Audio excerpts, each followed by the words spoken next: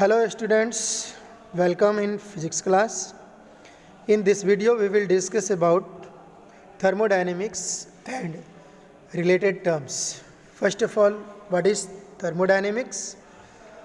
Branch of science that deals with the concepts of heat and temperature and the interconversion of heat and other forms of energy. It mainly deals with the transformation of heat into mechanical work and vice versa. Thermodynamics physics का एक ऐसा branch है जिसमें heat का other forms of energy या mechanical work में जो conversion होता है उसका स्टडी करते हैं और मैकेनिकल वर्क का जो हीट में कन्वर्जन होता है उसका स्टडी करते हैं. माय डियर स्टूडेंट्स, यहाँ पर जो टर्म है थर्मोडायनेमिक्स, तो थर्मोडायनेमिक्स दो टर्म से मिलकर के बना हुआ है. फर्स्ट थर्मोस जिसका मतलब होता है हीट, और डायनेमिक्स आप जानते हो कि फिजिक्स के दो ब्रांच है, डायनेमिक्स और स्टैटिक्स. ठीक है, डायनेमिक्स का मतलब कि जब बॉडी या पार्टिकल्स क्या हो, मोशन में हो, और स्टैटिक्स का मतलब क्या हो, जब पार्टिकल्स रेस्ट में हो.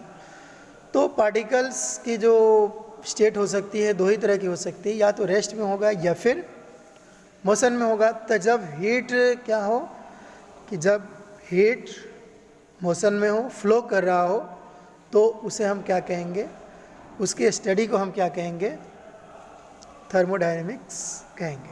ठीक है, तो थर्मोडायनेमिक्स बेसिकली क्या है, थर्मोडायनेमिक्स एक ब्रांच ऑफ फिजिक्स है जो हीट के फ्लो का और हीट का मैकेनिकल वर्क में कन्वर्जन का या मैकेनिकल वर्क का हीट में कन्वर्जन का स्टडी करता है. ओके, अब हम बात करते हैं थर्मोडायनेमिक सिस्टम का कि थर्मोडायनेमिक सिस्टम क्या है. N assembly of very large number of particles having a certain value of pressure, volume and temperature is called thermodynamic system. अब देखिए, थर्मोडायनेमिक सिस्टम का एक बहुत ही सिंपल सा एग्जाम्पल हो सकता है कि एक सिलेंडर ले अगर हम, चाहे वो सिलेंडर ओपन सिलेंडर हो, एक तरह से ओपन हो, या फिर क्लोज सिलेंडर हो, उस सिलेंडर में क्या हो, गैस ऑक्यूपाई हो, गैस कंटेंट हो. तो गैस कंटेनिंग सिलेंडर क्या है, एक थर्मोडायनेमिक सिस्टम का एग्जाम्पल है.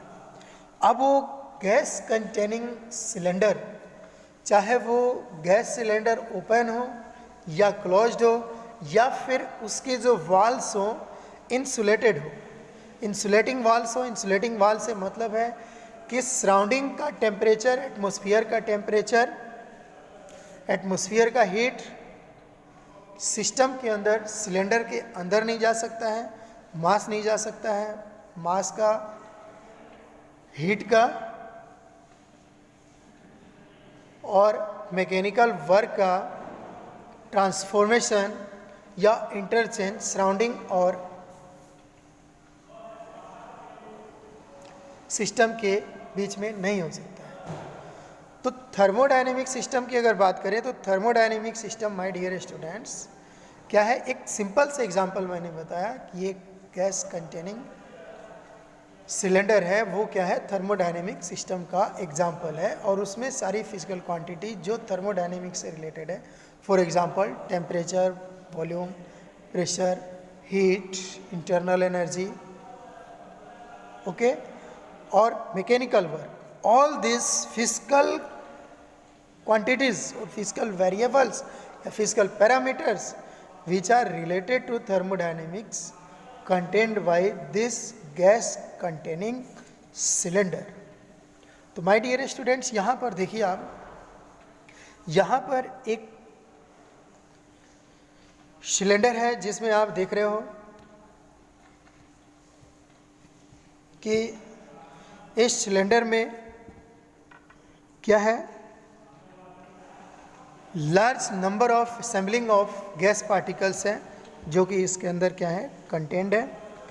ठीक है, और यहाँ पर आप देख रहे हो ये क्या है, बाउंड्री है इसका, मतलब गैस कंटेनर है, गैस सिलेंडर है, जिसके within large molecules of gas occupied है इस सिलेंडर के अंदर, ठीक है। और इस सिलेंडर में एक मूवेबल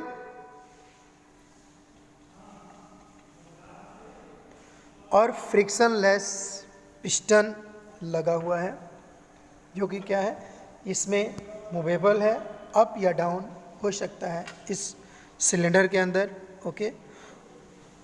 अब यहाँ देखिए ये क्या है, ये बाउंड्री है, ये और ये सिस्टम है। तो सिस्टम के बाहर जो कुछ भी है उसे हम क्या कहेंगे, सराउंडिंग्स कहेंगे, ठीक है। और सराउंडिंग और सिस्टम को जो डिफ्रेंशिएट कर रहा है, सेपरेट कर रहा है, अलग कर रहा है, उसे हम क्या कहेंगे, उसको हम बाउंड्री कहेंगे, ठीक है। तो माय डियर स्टूडेंट्स, यहाँ पर समझने की ज़रूरत है कि कोई थर्मोडायनेमिक सिस्टम है तो थर्मोडायनेमिक सिस्टम के आउटसाइड का जो भी स्पेस है, एटमॉस्फेयर है, उसे हम क्या कहेंगे, सराउंडिंग्स कहेंगे। और वो डिमार्केशन लाइन जो सराउंडिंग्स को और सिस्टम को सेपरेट कर रहा है, उसे हम बाउंड्री कहेंगे।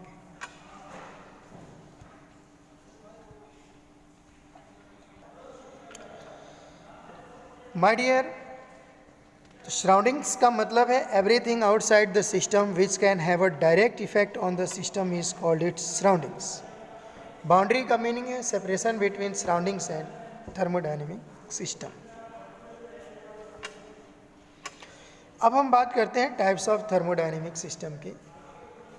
तो my dear students, there are 3 types of thermodynamic system: open thermodynamic system, closed thermodynamic system, and third isolated thermodynamic system. Open system और open thermodynamic system, system in which mass energy and mechanical work interchange.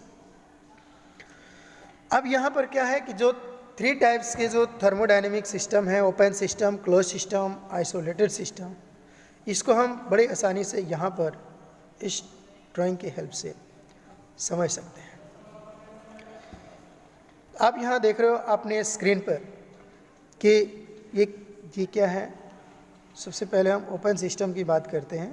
तो ये क्या है, इसमें gas जो है, gas के molecules large number of में ऑक्यूपाई हैं इसमें, और कोई ऐसी बाउंड्री नहीं है सिस्टम और सराउंडिंग के बीच में जो गैस के मॉलिक्यूल्स को सराउंडिंग में एक्सचेंज होने के लिए उनको रेस्ट्रिक्ट कर सके, ठीक। तो ऐसा सिस्टम जिसमें मास का, हीट एनर्जी का और मैकेनिकल एनर्जी तीनों का मैकेनिकल वर्क तीनों का इंटरचेंज सिस्टम और सराउंडिंग के बीच में हो, उसे हम ओपन सिस्टम कहते हैं। और ओपन सिस्टम का एग्जाम्पल हो सकता है कि एक कंटेनर हो और उस कंटेनर में गैस हो, गैस ऑक्यूपाइड हो, और कंटेनर क्या हो, एक साइड से ओपन हो। अब कैसे वो ओपन सिस्टम है, ओपन थर्मोडायनेमिक सिस्टम है। अब हम क्या करें कि उस ओपन थर्मोडायनेमिक सिस्टम को, मतलब एक ऐसा मेटलिक कंटेनर, सिलेंडर जो एक साइड से ओपन है, उसको अगर हम गर्म करते हैं, बाहर से एक्सटर्नल हीट प्रोवाइड करते हैं, तो क्या होगा माय डियर कि धीरे धीरे गैस को जैसे ही हीट एनर्जी मिलेगी तो अपना टेम्परेचर भी इंक्रीज करने की कोशिश करेगा, ठीक है। लेकिन वहाँ पर आप देख रहे हो कि सिस्टम ओपन है, तो जो मास है गैस मॉलिक्यूल्स का वो हॉट होकर के सराउंडिंग के बीच में एक्सचेंज हो जाएगा, जिससे कि ऑब्वियसली वॉल्यूम बढ़ेगा लेकिन प्रेशर नहीं बढ़ेगा, और जब प्रेशर नहीं बढ़ेगा तो टेम्परेचर भी नहीं बढ़ेगा उसका, ठीक है। टेम्परेचर में भी कोई इंक्रीमेंट नहीं होगा। तो ओपन सिस्टम से क्या मतलब है? ओपन सिस्टम एक ऐसा थर्मोडायनेमिक सिस्टम होता है जिसमें मास, हीट एनर्जी या थर्मल एनर्जी और मैकेनिकल वर्क का सिस्टम और सराउंडिंग के बीच में इंटरचेंज होता है, एक्सचेंज होता है। अब हम बात करते हैं क्लोज सिस्टम की। तो क्लोज्ड सिस्टम एक ऐसा थर्मोडायनेमिक सिस्टम है जिसमें मैकेनिकल वर्क और थर्मल एनर्जी का सराउंडिंग्स और सिस्टम के बीच में एक्सचेंज होता है, लेकिन मास का, amount of matter of gas molecules का एक्सचेंज सिस्टम और सराउंडिंग के बीच में नहीं होता है। अब हम थर्ड की बात कर रहे हैं, आइसोलेटेड सिस्टम की। तो आइसोलेटेड सिस्टम एक ऐसा थर्मोडायनेमिक सिस्टम है जिसमें मास और amount of matter of gas molecules, thermal energy और मैकेनिकल एनर्जी का किसी भी फॉर्म में सिस्टम और सराउंडिंग के बीच में एक्सचेंज नहीं होता है। माय डियर स्टूडेंट्स, आप यहाँ पर अपने स्क्रीन पे जो ड्राइंग देख रहे हैं आप, थर्मोडायनेमिक सिस्टम का है। और थर्मोडायनेमिक सिस्टम को जो क्लासिफाई करने की कोशिश की गया है, सबसे पहला 2 टाइप्स, कंट्रोल मास सिस्टम और control volume system.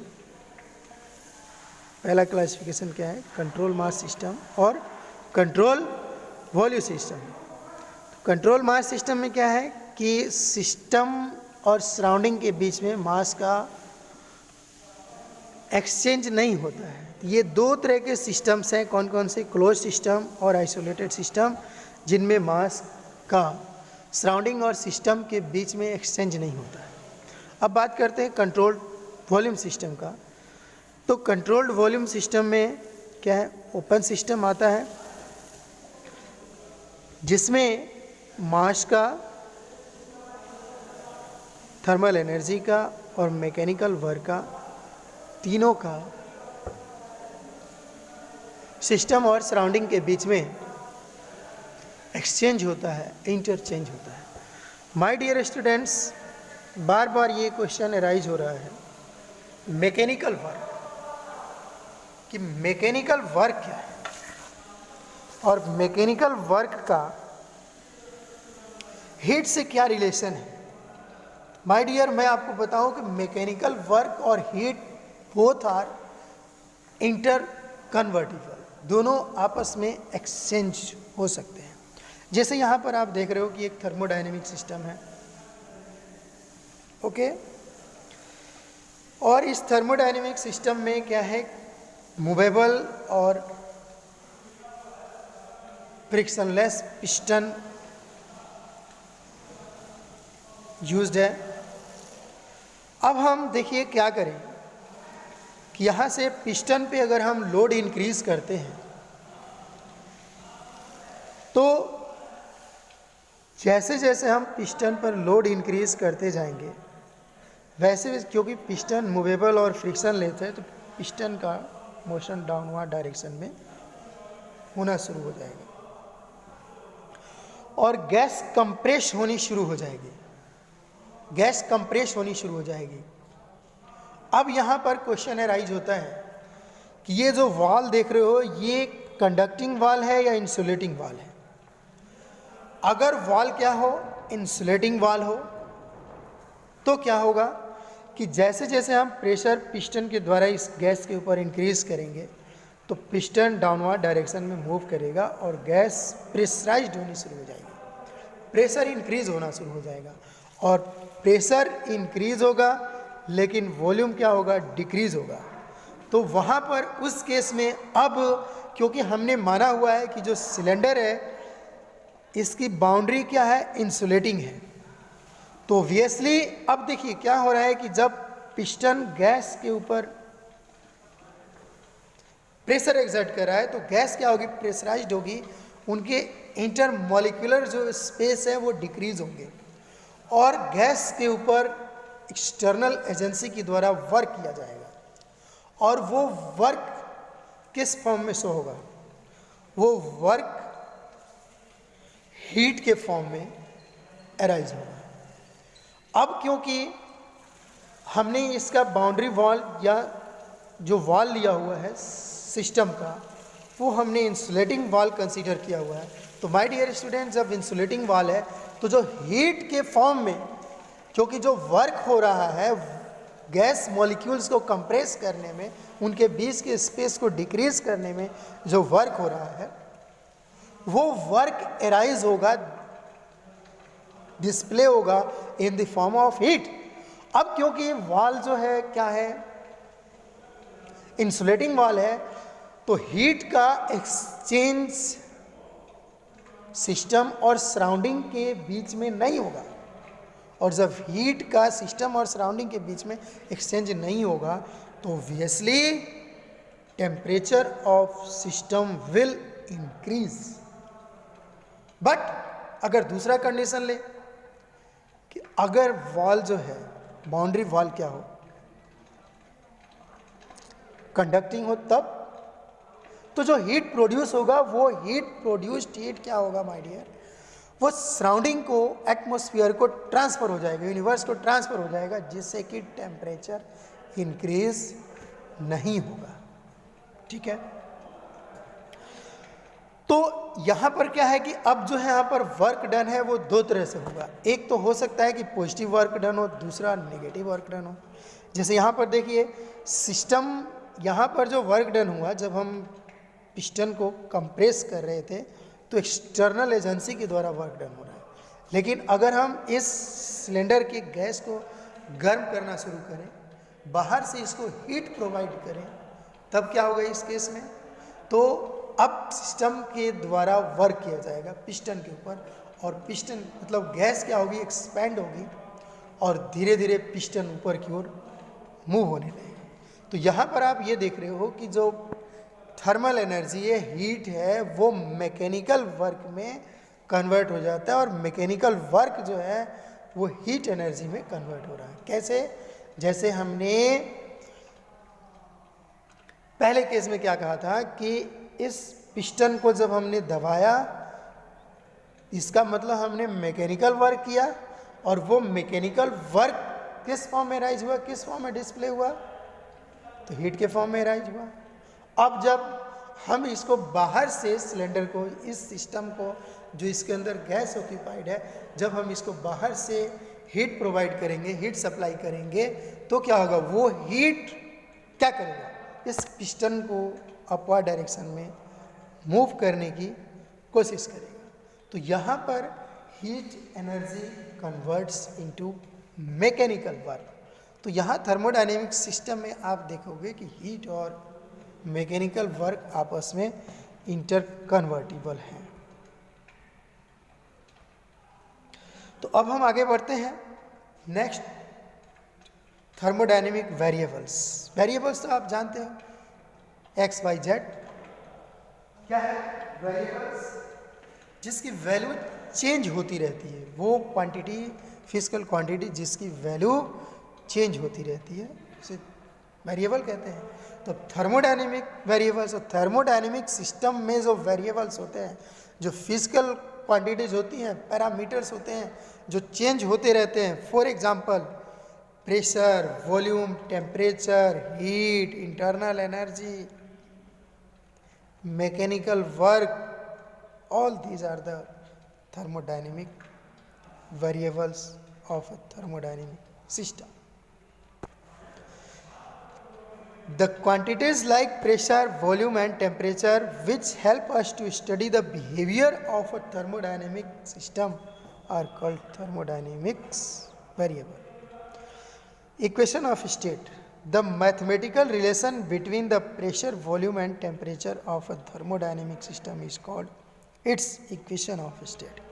Equation of state वो मैथमेटिकल रिलेशन या फंक्शन है जो डिफरेंट थर्मोडायनेमिक वेरिएबल्स के बीच में एक रिलेशन बताता है, एक्सप्रेशन है।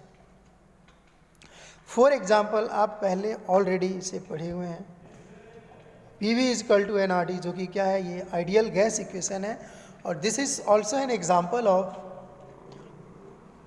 Equation of state. where P is pressure, V is volume, N is number of molecules, R gas constant, and T is temperature. Then PV is equal to nRT is equation of state. Example of equation of state.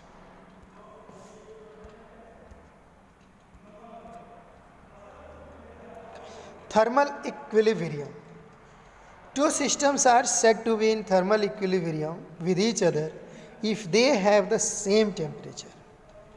दो thermodynamic system आपस में thermal equilibrium में कब कहे जाएंगे, जब उन दोनों का टेम्परेचर क्या हो, सेम।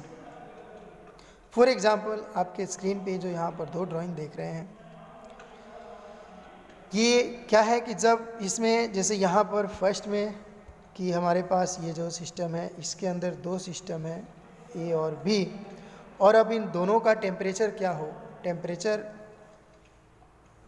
सिस्टम ए का और टेम्परेचर सिस्टम बी का सेम हो, तो हम इसे क्या कहेंगे, थर्मोडायनेमिक इक्विलिब्रियम में कहेंगे। माय डियर स्टूडेंट्स, एक टर्म है एडियाबैटिक वॉल। क्या होता है एडियाबैटिक वॉल या बाउंड्री? वॉल मतलब boundary.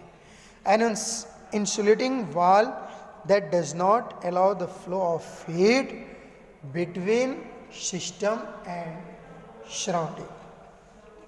Diathermal wall, a conducting wall that allows heat of flow through it between systems and surrounding. Diathermal wall वो बाउंड्री होती है, कंडक्टिंग वॉल होती है जो सिस्टम और सराउंडिंग के बीच में हीट के पास होने को, एक्सचेंज होने को परमिट करता है, परमिशन देता है। Internal energy, what is internal energy? The internal energy of a system is the sum of molecular kinetic and potential energies in the frame of reference relative to which the center of mass of the system is at rest. My dear students, really जो internal energy किसी system का होता है वो potential energy और kinetic energy का, और वो भी मॉलिक्यूलर पोटेंशियल एनर्जी और मॉलिक्यूलर काइनेटिक एनर्जी का सम होता है। यहाँ पर मॉलिक्यूलर एनर्जी से क्या मतलब है, और थोड़ा सा हम डिटेल में बताएंगे कि जो मॉलिक्यूलर काइनेटिक एनर्जी और मॉलिक्यूलर पोटेंशियल एनर्जी है तो वो क्या है। तो first of all molecular potential energy की बात करें तो होता क्या है कि जो गैस के मॉलिक्यूल्स होते हैं वो एक म्यूचुअल फोर्स ऑफ अट्रैक्शन से एक दूसरे से हेल्ड होते हैं, और उनके बीच में इंटरमॉलिक्यूलर स्पेस या इंटरमॉलिक्यूलर सेपरेशन भी होता है कि जब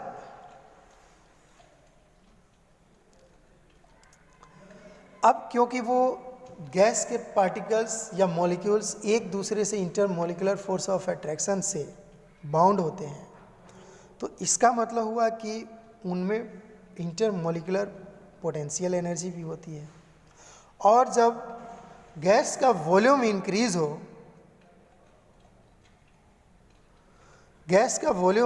हो, तो उस केस में क्या होगा कि work is done by the gas against intermolecular attraction and its potential energy increases. इससे क्या होगा, पोटेंशियल एनर्जी इंक्रीज होगा। तो it means intermolecular potential energy of a real gas is a function of its volume. जो किसी gas का जो intermolecular potential energy होगा वो क्या होगा, वॉल्यूम का फंक्शन होगा। अब वही अब हम बात करते हैं इंटरमोलिकुलर काइनेटिक एनर्जी की। तो माय डियर स्टूडेंट्स, आप जानते हो कि जो मॉलिक्यूल्स होते हैं गैस के वो रैंडम मोशन में रहते हैं, और वो उनका गैस मॉलिक्यूल्स का मोशन ट्रांसलेशनल, रोटेशनल या वाइब्रेशन 3 टाइप्स का हो सकता है। तो जब गैस के मॉलिक्यूल्स रैंडम मोशन में है और उनका मोशन ट्रांसलेशनल, रोटेशनल या वाइब्रेशन है, तो ऑब्वियसली उनमें मॉलिक्यूलर काइनेटिक एनर्जी होगी। और जब काइनेटिक एनर्जी इंक्रीज होगी, जब टेम्परेचर अगर हम इंक्रीज करते हैं गैस मॉलिक्यूल्स का, तो average kinetic energy gas molecules का क्या होगी? इंक्रीज होगी। जब हम टेम्परेचर इंक्रीज करेंगे तो average kinetic energy gas molecules की क्या होगी? इंक्रीज होगी। ऑब्वियस ही बात है।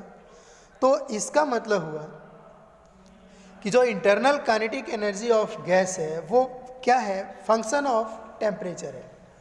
मतलब जो इंटरनल काइनेटिक एनर्जी को हम या इंटरनल एनर्जी को हम नहीं मेजर कर पाते हैं, वो डिस्प्ले किस फॉर्म में होता है? इंटरनल एनर्जी डिस्प्ले होता है टेम्परेचर चेंज के फॉर्म में या टेम्परेचर के फॉर्म में। तो my dear, internal energy of an ideal gas is purely kinetic in nature. जो किसी आइडियल गैस की जो इंटरनल काइनेटिक एनर्जी होती है, आइडियल गैस की बात करें हम, रियल गैस की नहीं। आइडियल गैस जो सभी गैस लॉज को फॉलो करता है, ओबे करता है। तो इंटरनल एनर्जी जो है आइडियल गैस की, वो प्योरली काइनेटिक होती है नेचर में। इसका मतलब क्या है? इसका मतलब ये है, आप माय डियर स्टूडेंट्स, आप अच्छी तरह से जानते हो कि जो गैस मॉलिक्यूल्स हैं उनके बीच में जो इंटरमोलिकुलर सेपरेशन होता है वो लिक्विड और सॉलिड के कंपैरिजन में बहुत बहुत ज़्यादा होता है। इसलिए उनके बीच में जो इंटरमोलिकुलर फोर्स ऑफ अट्रैक्शन होता है वो बहुत ही वीक होता है। और इंटरमोलिकुलर सेपरेशन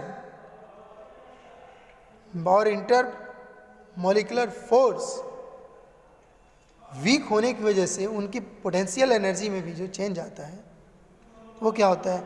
बहुत ही मामूली होता है।